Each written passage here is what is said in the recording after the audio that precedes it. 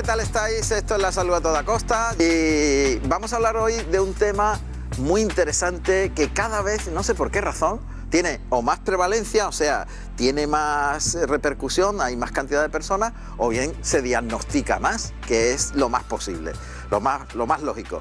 Que haya unos métodos de diagnóstico mucho mejores y que podamos discernir sobre el síndrome de Sjögren. Era un señor que se dio cuenta que había una sequedad en el ojo y en la mucosa, en la boca, y todo eso hace que la gente lo pase muy mal. El doctor Cuevas, de la clínica Cuevas Queipo, nos visita como siempre. Doctor, bienvenido. Muchas gracias por la invitación. Y hoy un tema muy digamos, novedoso, diferente y distinto.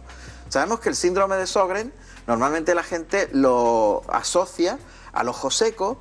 Esto que la gente ahora está siempre delante del ordenador y tal, parece que lo exacerba o aparece más frecuentemente, pero sí que no sabíamos que tiene una relación muy directa con la mucosa de la boca y que no solamente se queda seco el ojo, se queda seca la boca. Y puede haber también repercusiones por todo el organismo. Por todo el organismo. Vamos a hablar de una enfermedad que es frecuente, que es muy limitante, que crea una fatiga y cansancio general y puede tener afectaciones articulares y de muchas partes del organismo, y que es una enfermedad que, siendo importante y siendo frecuente, es poco conocida y además muy infradiagnosticada, de tal forma que tiene su importancia porque es una enfermedad que muchísimos pacientes tienen y no es consciente de que la tiene, y quizás pues ha tenido un recorrido itinerante sin tener muy bien identificado el problema. Exactamente. Es más, a través de la odontología y en la clínica, en la clínica diaria, ¿no? Identificáis, este hombre puede tener un Sjögren o Sjögren, según se ha pronunciado el apellido, diagnosticarlo antes que cualquier otro especialista. Por ejemplo, cuando se ha dado como muy frecuente y muy habitual relacionarlo con el ojo seco. Esa es la importancia que tiene que un dentista esté planteando la enfermedad, y como, siendo nosotros un primer escalón en atención primaria, somos uno de los primeros especialistas o de los primeros profesionales dentro de la sanidad que detectamos muy frecuentemente este problema con una serie de síntomas y de signos que, al detectarla, nos damos cuenta de que el paciente no es consciente de que tiene el problema y podemos enfocarlo en una atención entre varias especialidades diferentes. Ajá.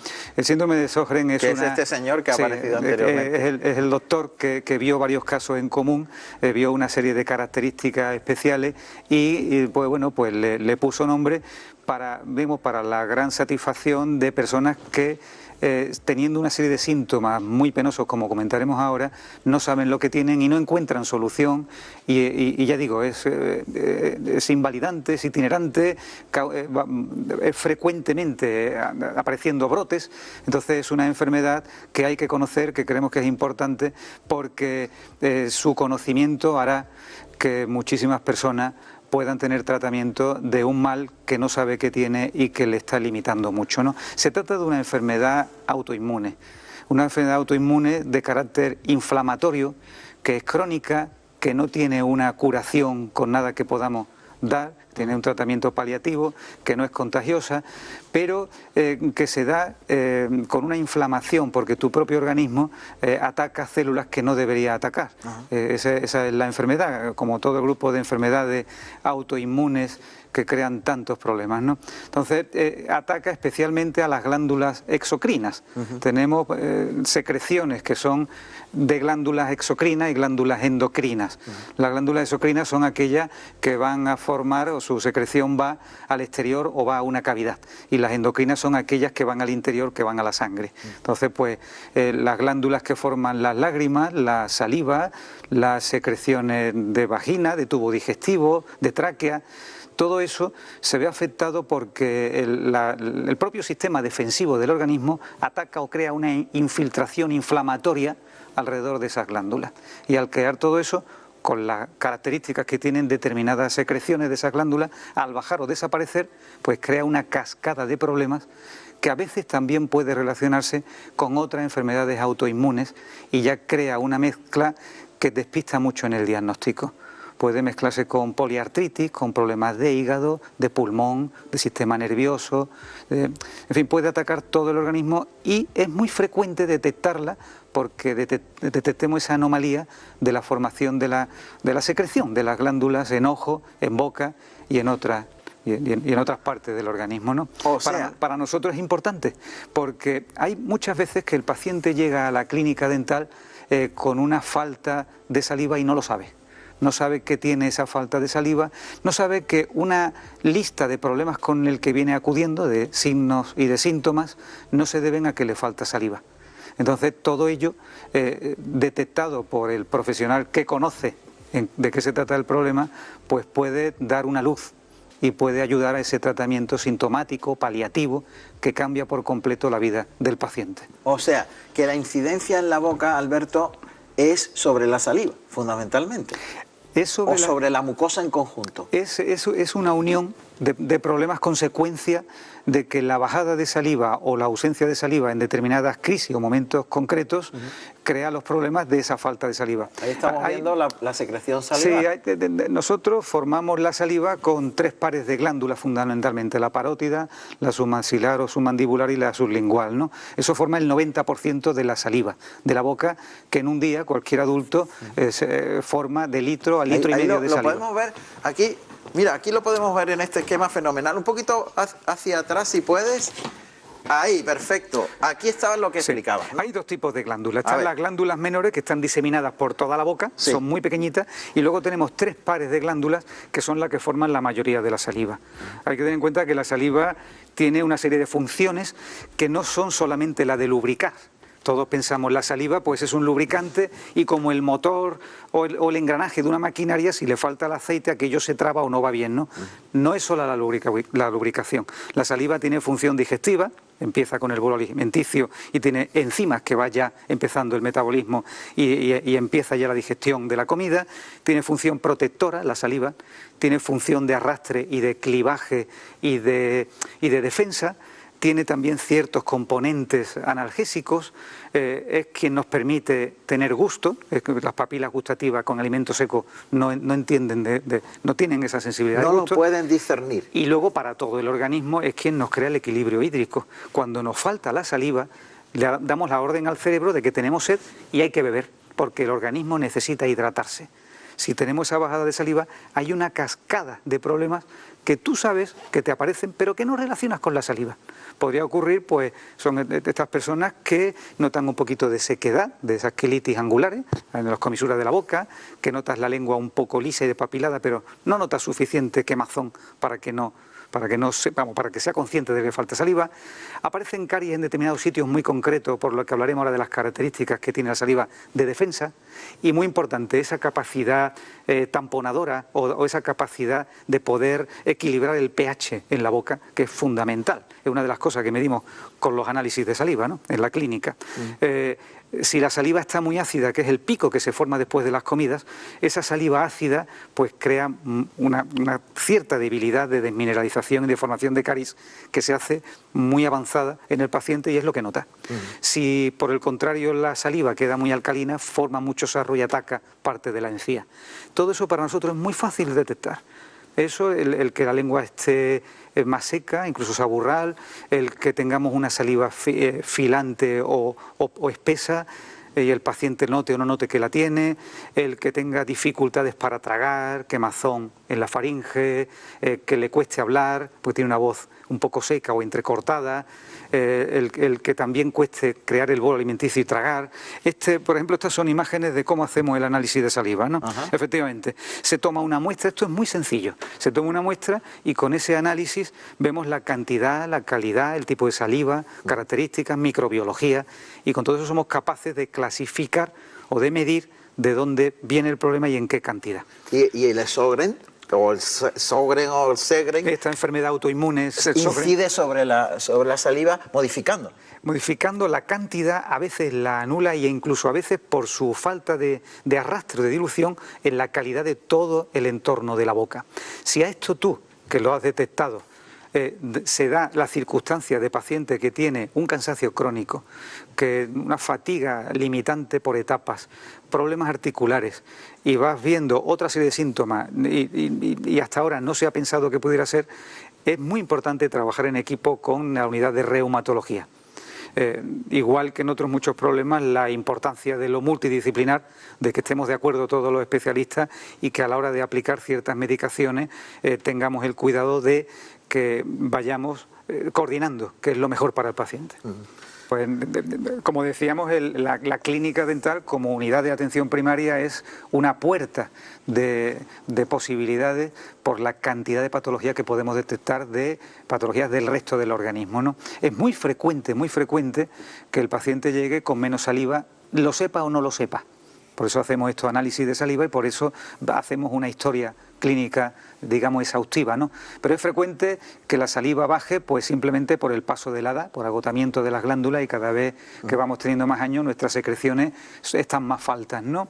Es normal ver que se seca la boca con un montón de medicamentos que tomamos. Hay más de 400 medicamentos que pueden provocar una falta de saliva. Después de tratamientos de radio de quimioterapia, las glándulas salivares funcionan menos y tienen menos saliva. Por momentos de estrés. Yo en este momento estuviera muy nervioso, pues me faltaría saliva.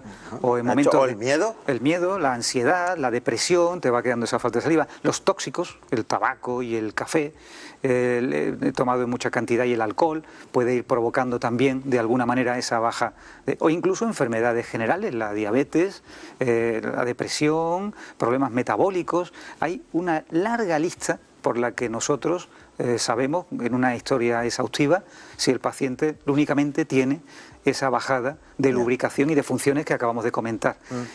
Pero si esto no se da, ya estamos sospechando, y ciertas patologías que indagamos se dan, ya sospechamos que pudiera tener esta patología inflamatoria, autoinmune, crónica, no contagiosa, de origen no del todo conocido, con factores hormonales, con factores genéticos, pero es una enfermedad que, no siendo conocida por el paciente y teniendo el pesar de mucha sintomatología que no termina de clasificar, pues si lo tenemos bien diagnosticado, que al final es la base de nuestra profesión, podemos aplicar toda la cantidad o la batería de soluciones que tenemos, de las que podemos hablar, para poder orientar de una forma o de otra que en esos momentos de crisis tengamos una mejor vida. Eso cambia por completo la calidad de vida de estos pacientes, hace que todos los recursos sean menos necesarios, es todo mucho más barato, nos permite crear una prevención de los problemas que, si no, el paciente no sabe qué tiene que hacer para que no ocurra, digamos, esa cascada tan desagradable que se desencadena. Por lo tanto, es importante distinguir muy bien entre lo que es una boca seca y lo que es ese síndrome de Sjögren, donde la boca seca es parte de uno de su lista de síntomas, que puede aparecer o puede no aparecer, que también tiene una larga posibilidades de patología por el resto del organismo, y también ser primaria o secundaria y tener relación con otras enfermedades autoinmunes como el lupus, la artritis, la polimiositis y otras, ¿no? A ver, doctor Cuevas, es curioso porque hasta hace poco tiempo parecía que se limitaba a, pues tiene usted que aclararse la boca, buscar recursos muy facilitos de beber más agua, no sé qué, no sé cuánto, en el caso de los ojos echese gotas, pero no había mucho más. Efectivamente. Sin embargo, hay un salto cualitativo muy importante. Y el doctor Cuevas nos trae hoy soluciones y lo último en el tratamiento de esta enfermedad, que a mí me parece que es lo importante, que vosotros, los que estáis ahí en la Salud a toda costa, ya como una familia enorme desde hace años, sepáis lo último que se está haciendo. Y en este caso, en síndrome de Sjögren, o esa boca seca, o ese conjunto de síntomas que provocan en las mucosas esta pérdida de la normalidad a través de una acción autoinmune que puede suceder en cualquier momento de la vida, evidentemente. Y a cualquier persona. Y en cualquier momento. Sí que hay un armamento que ustedes conocen. Además, muy novedoso y que está, digamos, cambiando totalmente la calidad de vida de nuestros pacientes. Es importante decir antes que este problema se da mucho más en mujeres. Tiene que haber algún componente hormonal, porque son de cada 10 personas, 9 son mujeres, es mucha la proporción. Mucha. Muchísimo. Y además suele ocurrir por encima de los 40 años como más frecuente, ¿no? Es cierto que hay una serie de normas o de consejos o de actitudes a nivel general, y a nivel local de la boca o de las mucosas que estén afectadas, que son pues hábitos de vida saludable que son comunes y que son muy útiles. Pero luego hay una lista de consejos o de actuaciones a nivel profesional que son las novedosas, que es de las que podemos hablar. Tenemos que decir que a nivel de esa falta de secreción, ya sea de una forma continuada o de una forma de atención en los momentos de crisis, pues esa hidratación de más de 2 litros de agua al día, ese cepillado suave, esa revisión concreta de los hábitos de tabaco y alcohol, que son tan nocivos, no solamente el tabaco, como siempre hemos hablado, no solamente por el calentamiento que provoca en la boca, sino por la posibilidad de entrada de esa cantidad de miles de carcinógenos y que siempre tenemos que apoyar en cada tema que hablemos de la odontología. No hay más remedio que hablar del tabaco por la cantidad de mal que vemos, y aquí se da ese tema, ¿no? Y luego ahí, pero pues, eso es desde el punto de vista general. De vista general, y también aquí particularmente está ayudando a que se forme menos saliva, a que tengamos una mucosa más friable, más penetrable, más úlcera. Piensa que la boca, con la cantidad de bacterias que tenemos que nos ayudan a que no estén otras malas, esas bacterias con las que tenemos que convivir, no pueden tener una vía de entrada en una úlcera o en una solución de continuidad de la mucosa que permita que pase al torrente sanguíneo con toda la patología que conlleva.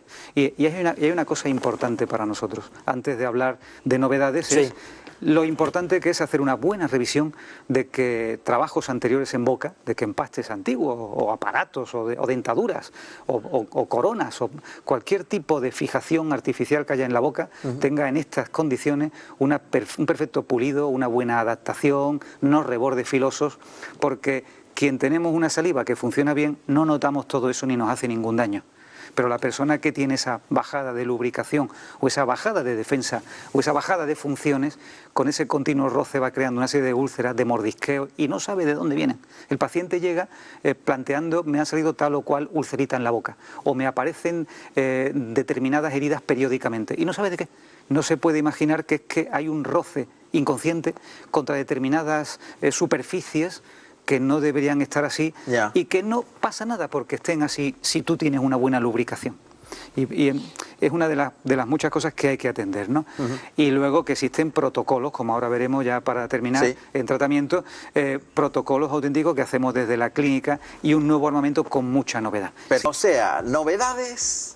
Y la conclusión o el mensaje que la familia de la Salud a toda costa se tiene que quedar en la cabeza y que el doctor Cuevas nos cuente inmediatamente. Venga. Como tratamientos importantes en una boca que no está bien lubricada y que anda falta de función con la saliva, y por los problemas que hemos hablado de caries, de encía y de todo lo demás, muy importante la prevención, y cómo contamos ya con ciertos productos que con nanotecnología, con fosfato tricálcico, nos ayuda a la calcificación del diente y nos ayuda, después de un análisis de saliva, a que la situación de la boca esté en buena situación de defensa, que es lo que falta.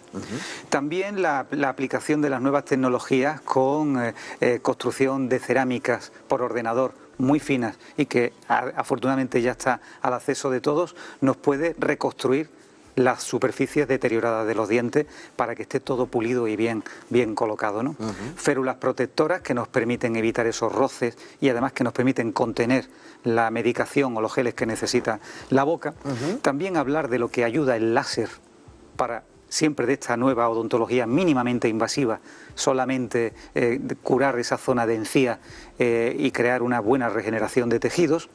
Y también, cómo no, la nueva electroestimulación, que son pequeñas férulas que ayudan a que se forme más saliva con una electroestimulación de la poca función que queda en la glándula salivaria. Es decir, tenemos un armamento según las posibilidades o el caso particular en esa continua personalización que vamos haciendo de los tratamientos. Ya no podemos hablar de indicaciones generales para todo el mundo.